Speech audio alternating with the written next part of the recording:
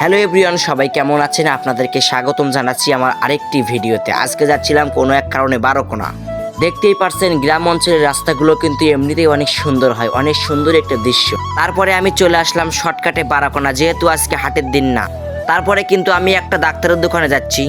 ডাক্তারের দোকানের কাছে এসে আমি যেই ওষুধগুলো নেব সেই ওষুধগুলো কিন্তু ডাক্তারের কাছে আমি বলে দিয়েছি আমাকে দিচ্ছে।